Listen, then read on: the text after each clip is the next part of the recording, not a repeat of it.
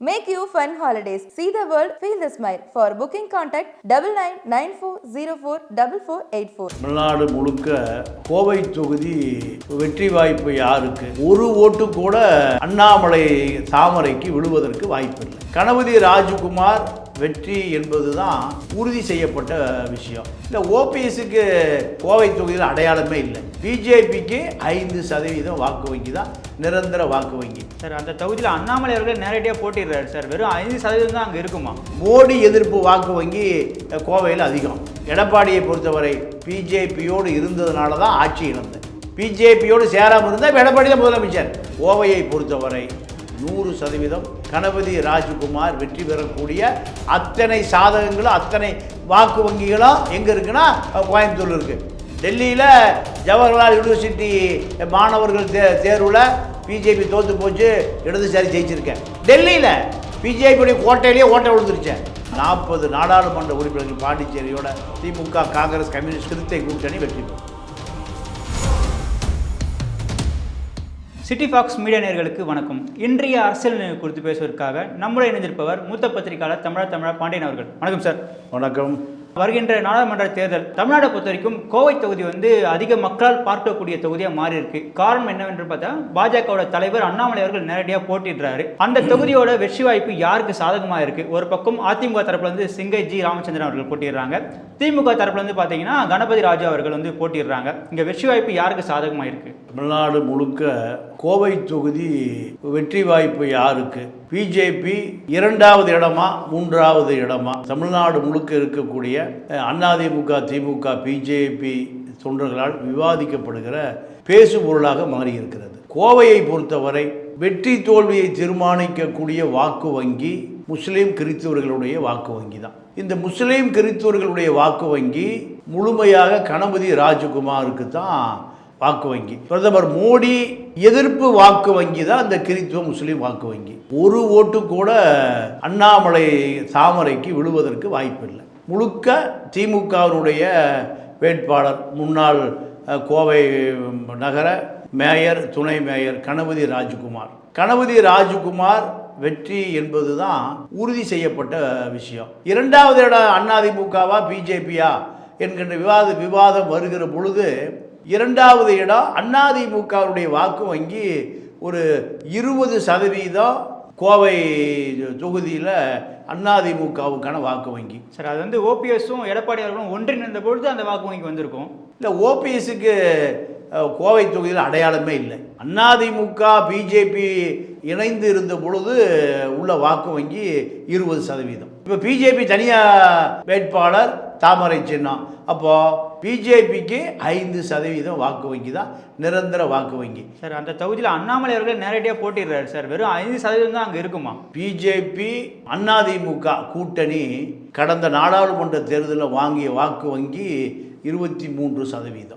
திமுக கடந்த தேர்தலில் வெற்றி பெற்றது 54%. இப்போ திமுக தனியாக கூட்டணியில் அதிமுக பிஜேபி 2 தனித்தனியாக நிற்கிது. நீங்கள் ஒன்றாக இருந்து வாங்கின ஓட்டு 2 லட்சம் ஓட்டு. இப்போ அந்த 2 லட்சம் வாக்கு என்பது அதிமுகவுடைய வாக்கா பிஜேபி வாக்கானா? இப்போ இந்த தேர்தலில் அதிமுக வாக்கு வங்கி தான் சிங்கை ராமச்சந்திரனுக்கு. அந்த 2 லட்சம் வாக்கு அப்படியே விழுந்துடும். இப்போ பிஜேபி வாக்கு எங்கே இருக்குன்னு கேட்டால் அங்கே இருக்கக்கூடிய மார்வாடிகள் வாக்கு மட்டும்தான் பிஜேபி. சார், அது நீங்கள் சொல்கிற மாதிரி எல்லாம் கரெக்டு தான், புள்ளி விவரங்கள்லாம். ஆனால் அது பழைய பாஜக சார். இப்போ புது பாஜக வளர்ந்துருக்குல்ல. பாஜக தமிழ்நாட்டில் வளரவே இல்லை. அண்ணாமலை தான் வளர்ந்துருக்கார். அண்ணாமலைக்கு வசதி வாய்ப்புகள் கூடியிருக்கு. அண்ணாமலைக்கு வண்டி வாகனங்கள், செல்வாக்கு, மோடியோட செல்வாக்கு, திமுக அதிமுக 2 கட்சியும் கொடுத்த மாமூல், இப்படி வசதி வாய்ப்புகள் கூடியிருக்கு. அமர் பிரசாத் ரெட்டி கூடியிருக்காரு. நீங்கள் கோவை தொகுதியில் ஆருத்ரா கோல்டு ஃபைனான்ஸ் ஹாரிஸே பெட்டியோடு சுற்றிட்டு இருக்காரு. இந்த வசதி வாய்ப்புகள் தான் கூடியிருக்கே தவிர வாக்கு வங்கி கூடலை. வாக்கு வங்கி முழுக்க மோடி எதிர்ப்பு வாக்கு வங்கி கோவையில் அதிகம். குறிப்பாக கோவையை பொறுத்த வரைக்கும் கம்யூனிஸ்டுகள் அதிகமான உள்ள தொகுதி. தமிழ்நாட்டிலேயே கம்யூனிஸ்ட் அதிகமாக உள்ள தொகுதி எதுனா கோயம்புத்தூர் தான். ஏன்னா மில் தொழிலாளிகள் நிறைய இருக்காங்க. மில் தொழிலாளிகள் ஒரு ஓட்டு கூட அண்ணாமலைக்கு போட மாட்டாங்க. மில் தொழிலாளிகள் வாக்கு வங்கி, கம்யூனிஸ்ட் வாக்கு வங்கி, தொழிற்சங்க வாக்கு வங்கி, அது எது HMS வாக்கு வங்கி, சிபிஐ, சிபிஎம், இப்படி இந்த தொழிற்சங்க வாக்கு வங்கிகள் 1% கூட அண்ணாமலைக்கு போட மாட்டாங்க. அது ரெண்டாவது ஹெச்எம்எஸ் ஹெச்எம்எஸ் தொழிற்சங்கம் கோயம்புத்தூரில் மிகப்பெரிய வாக்கு வங்கி. நீங்கள் தியாகி ராமசாமின்னு சொல்லுவாங்க ஒருத்தர், அவர் காங்கிரஸில் பெரிய தியாகி. இப்படி பிஜேபி என்பது ஒரு 10 வருஷ கட்சி தான். அது 98 குண்டுவெடிப்பில் ராதாகிருஷ்ணன் எம்பி ஆகிறாரு. 99 திமுக கூட்டணியில் ராதாகிருஷ்ணன் எம்பி ஆகிறார். இப்படி தனியாக இல்லை, 98 அதிமுக கூட்டணியில் எம்பி ஆகிறார். ஜெயலலிதா ஆட்சியை கவிழ்த்த பிறகு திமுக கூட்டணிக்கு போகிறாங்க, திமுக கூட்டணியில் எம்பி ஆகிறார். தனித்து நின்று வெற்றி பெற்றால் அது உண்மையாக பிஜேபி தொகுதி தான். தனித்து நிற்பதற்கான அங்கே வாய்ப்புகளே இல்லை. ராதாகிருஷ்ணன் 2 தடவை கூட்டணி வைக்கும் போதும் இதே திராவிட இயக்கங்கள் தோளில் தான் சவாரி செஞ்சார். இப்போ இந்த திராவிட இயக்கங்கள் வாக்கு வங்கியை கழித்து பார்த்தால் அண்ணாமலைக்கு அங்கே செல்வாக்கு 0 தான். நீங்கள் முழுக்க இப்போ 4 எம்எல்ஏ பிஜேபிக்கு, வானதி இப்போ அங்கே எம்எல்ஏ, கமலஹாசன் எதிர்த்து வானதி ஜெயிச்சிருக்காங்க. வானதி ஜெயிப்பதற்கு அதிமுக ஓட்டு அந்த மாதிரி உதவி இருக்குது. அதிமுக ஓட்டு இருக்கும்போதே நீங்கள் தடுமாறி தான் ஜெயித்தாங்க கமலஹாசன் கூட.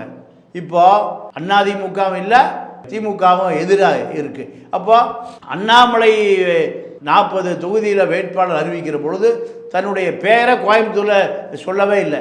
அமித்ஷாவுடைய வற்புறுத்தலின் பேரில் கோவை தொகுதியில் அவர் போட்டியிடுறார்.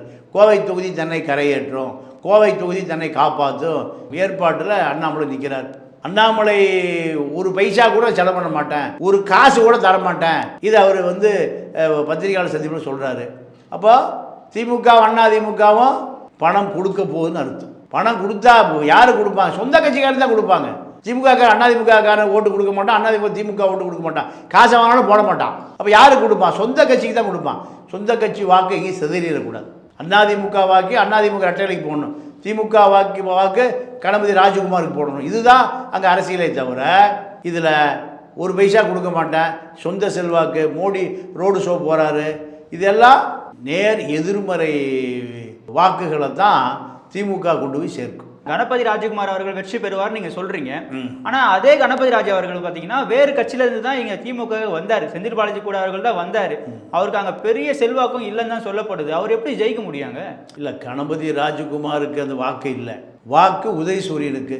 உதயசூரியன் சின்னத்தில் நின்று இன்னைக்கு திமுக இருக்கக்கூடிய அத்துணை முன்னாள் அமைச்சர்கள், இந்நாள் அமைச்சர்கள் எல்லாமே அதிமுக வந்தவங்க தான். சேகர் பாபு தான் இங்கே மத்திய சென்னையில் போர்ப்படை தளபதி, அவர் எங்கிருந்து வந்தார்? அதிமுக தான் வந்தார். ஏவா வேலு எங்கிருந்து வந்தார்? நீங்கள் விருதுநகரில் கே சார் எங்கிருந்து வந்தார்? இப்படி இப்போ பல பேர், ரகுபதி எங்கிருந்து வந்தார்? செந்தில் பாலாஜி அதிமுக தான் வந்தார். அதனால் அதிமுக திமுக வேறு கட்சி இல்லை. அதிமுக திமுக ஆகும், திமுக அதிமுக ஆகும். ஆனால் அதிமுக திமுக ஆகுமே தவிர யாரும் பிஜேபிக்கு போக மாட்டாங்க. பிஜேபி இருந்த திமுக வரமாட்டாங்க, பிஜேபி அதிமுக வரமாட்டாங்க. 2 திராவிட இயக்கங்கள் மாறிக்குவாங்க, ஓட்டு போட்டுக்குவாங்க, வெற்றி பெறுவார்களே தவிர இது பிஜேபி என்பது முற்றிலும் திராவிட இயக்கங்களுக்கு எதிரான இயக்கம், திராவிட இயக்கங்களை எதிர்க்கக்கூடிய இயக்கம். நீங்கள் காலத்தின் கட்டாயம் ஜெயலலிதா 98 கூட்டணி சேர்ந்தாங்க, 99 திமுக கூட்டணி சேர்ந்து, அதற்கு பிறகு நீங்கள் பிஜேபி கூட்டணியில் யாருமே இல்லை. ஏறக்குறைய ஜெயலலிதா கோஷம் என்னன்னா மோடியா லேடியா மோடியா, இதுதான் பிஜேபி எதிர்ப்பதற்கு நான் ஒருத்தன் தாயா இருக்கேன் இந்தியாவிலேயே. இந்த வாசகம் தான் இந்தியா புகழ்பெற்ற வாசகம். இதுதான் ஜெயலலிதா 37 நாடாளுமன்ற உறுப்பினர்களை கொடுத்தது. இதுதான் திமுக ஒரு சீட்டு கூட இல்லை. ஆனால் அப்போ இருந்த ஜெயலலிதா மாதிரி இப்போ யாருமே இல்லைல்ல. கருணாநிதி அவர்களும் இல்லை, ஜெயலலிதா அவர்களும் இல்லை. அப்படி இல்லாத பட்சத்தில் பாஜக வளர்ந்துரும் தானே சொல்ல முடியும். இல்லை, பிஜேபியை பொறுத்த வரைக்கும் நீங்கள் தமிழ்நாட்டை தாண்டி எங்கே வேணாலும் பிஜேபி வளரும். ஆனால் தமிழ்நாட்டில் தாமரை மலரவே மலராது. ஏன் மலராதுன்னா, தமிழ்நாட்டை பொறுத்தவரை பெரியார் இயக்கங்கள், பெரியார் மண், இதில் திராவிட இயக்கம் வேரூன்றி இருக்கு. பாஜக மிக சாதாரணமாக தாமரையை மலர வைத்து விட முடியாது. ஒன்று திமுக கூட போகணும், இல்லை அதிமுக கூட போகணும். 2 பேர் கூட போனால் அந்த கட்சிக்கு மக்கள் ஓட்டு போட மாட்டான். ஏன் எடப்பாடி பிஜேபி விட்டு வெளியே வராரு? பிஜேபியோடு தொடர்ந்து பயணித்தால் நம்முடைய அரசியல் அஸ்தமாக போயிடும், மறைஞ்சிடும். சூரியன் அஸ்தமனித்தா இருட்டாயிரும். அதே போல தான். அதனால தான் பல மிரட்டல், உருட்டல், விரட்டல், இதெல்லாம் எடப்பாடி பிஜேபியோட சேரவே மாட்டேன். அண்ணாமலை மிரட்டுறாரு, அமித்ஷா மிரட்டுறாரு, மோடி மிரட்டுறாரு, நட்டா மிரட்டுறாரு, எல்லாம் மிரட்டுறாங்க. ஆனால் எடப்பாடியை பொறுத்தவரை பிஜேபியோடு இருந்ததுனால தான் ஆட்சி இழந்தேன். பிஜேபியோடு சேராமல் இருந்தால் இப்போ எடப்பாடி தான் முதலமைச்சர். அப்போ பிஜேபியை பொறுத்தவரை கோவை தொகுதி முழுக்க முழுக்க குண்டு வெடித்த தொகுதி. முஸ்லீம்கள் கடுமையாக பாதிக்கப்பட்டார்கள், கிறிஸ்தவர்கள் கடுமையாக பாதிக்கப்பட்டார்கள். இப்போ வெற்றி தோல்வியை தீர்மானிக்கக்கூடிய 10% வாக்கு முஸ்லீம் கிறிஸ்தவ வாக்கு அப்படியே ராஜகுமார் விழுந்துடும், கணபதி ராஜகுமாருக்கு விழுந்துடும். அவர் அங்கே வெயிட்டார் சார். அவர் எப்படியாப்பட்ட பர்சன் அங்கே? இல்லை, அவர் மேயராக இருந்த பொழுது ஒன்றும் பெயரெல்லாம் ஒன்றும் அவர் கெடுத்துக்கல, பெயரெல்லாம் ஒன்றும் கெடுத்துக்கல. கொடுமையான அரசியல்வாதி என்ற பேரெலாம் அவருக்கு இல்லை. மென்மையான மென்போக்கு அரசியல்வாதி தான். அதனால் கணபதி ராஜகுமார் என்பவரை தாண்டி திமுக வாக்கு வங்கி மோடிக்கு எதிரான வாக்கு வங்கி. தமிழ்நாடு முழுக்க அதுதான் இப்போ அரசியல். தமிழ்நாடு முழுக்க இந்திய முழுக்க அரசியல் அதுதான். மோடிக்கு எதிரான அரசியல் தான். சட்டமன்றம் வரும்போது யார் முதலமைச்சருங்கிற மக்கள் முடிவு பண்ணுவான். இப்போ மோடி வேணுமா வேண்டாமா, இதுதான் இப்போ அரசியல். இந்திய அரசியல், தமிழ்நாடு அரசியல், கோவை அரசியல். இப்போ அண்ணாமலையே அந்த தொகுதியில் நிற்கிறதுக்கு விரும்பலைன்னா அவர் ஓட்டு கிடைக்காது. ஆனால் அவர் ஜெயிச்சு காட்டுன்னு சொல்கிறாரு. பாஜகவோட அடித்தளமே இங்கேருந்து ஆரம்பிக்குங்கிறாரு. அவர் சொல்கிறாரு அண்ணா ஆரம்பித்த கட்சி அண்ணாமலை அழிச்சிருவாங்கிறாரு. நீங்கள் எத்தனை அண்ணாமலை எத்தனை ஆளாக வந்து விட்டார்கள், போய்விட்டார்கள், ஒன்றும் நடக்கலையே. மீண்டும் மீண்டும் அண்ணாதுரை கட்சி மேலே சவாரி செஞ்சு தான் அண்ணாமலை போக வேண்டியிருக்கு. ஏன் அண்ணாமலை 100 தடவை எடப்பாடிட்ட கதவு திறந்துருக்கு, ஜன்னல் திறந்துருக்கு, எல்லாம் திறந்துருக்கு. ஏன் தேட வேண்டிய அவசியம்? தனியாக நிற்க வேண்டியதானே? அண்ணாமலையும் அமித்ஷாவும் எடப்பாடியை கூட்டு வைக்க வேண்டும்னு சொல்லி அதிமுக அமைச்சர்களை தூண்டி விட்டீங்களே. எடப்பாடிட்ட வேலுமணி, தங்கமணி, வீரமணி, காமராஜ், விஜயபாஸ்கர், ஹெல்த் விஜயபாஸ்கர் எல்லாம் போகிறாங்க. போய் கூட்டணி வச்சுக்கணும் யாரோட? பிஜேபியோட. மிரட்டுறாங்க, தூக்கி உள்ளே போட்டுருவாங்க, செந்தில் பாலாஜி நிலைமை ஆயிரும்.